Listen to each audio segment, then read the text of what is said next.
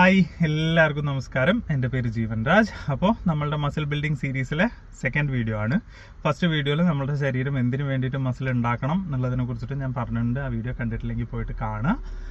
പിന്നെ ഇങ്ങനെയുള്ള ടോപ്പിക്കുകൾ body building, muscle building, hypertrophy, fitness, nutrition ഇങ്ങനെയുള്ള കാര്യങ്ങളൊക്കെ ഇൻട്രസ്റ്റ് ഉണ്ട് വെച്ചെങ്കിൽ പേജ് ഒന്ന് ഫോളോ ചെയ്യുക. എപ്പോഴാണ് നമ്മുടെ ശരീരം മസിൽ ഫൈബേഴ്സ് ബിൽഡ് ചെയ്യുന്നത് എന്നുള്ളത്.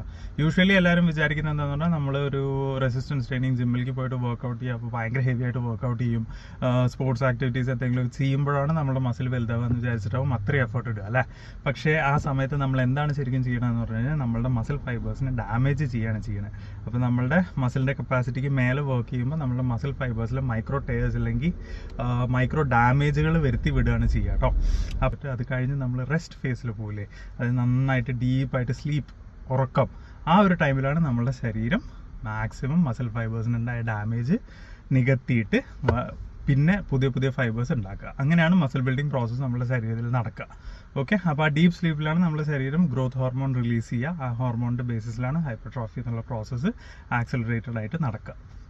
അപ്പോൾ നന്നായിട്ട് ജിമ്മിലേക്ക് പോയിട്ട് വർക്കൗട്ട് ചെയ്യുന്ന ഫ്രണ്ട്സ് നിങ്ങൾക്ക് ഉണ്ടെങ്കിൽ അവരോട് പറയുക, രാത്രി ഫോണിലിരുന്ന് ടൈം കളയണം, നന്നായിട്ട് കിടന്നുറങ്ങുക. അവിടെ ചെയ്യുന്ന വർക്കിന് ഇവിടെയാണ് റിസൾട്ട് കിട്ടുക എന്നുള്ള കാര്യം കേട്ടോ. അപ്പോൾ എന്തൊക്കെയാണ് കഴിക്കേണ്ടതെന്നുള്ള കാര്യം അടുത്ത വീഡിയോയിൽ ഞാൻ പറഞ്ഞു തരാം. അതുവരയ്ക്കും ബൈ, സി യു.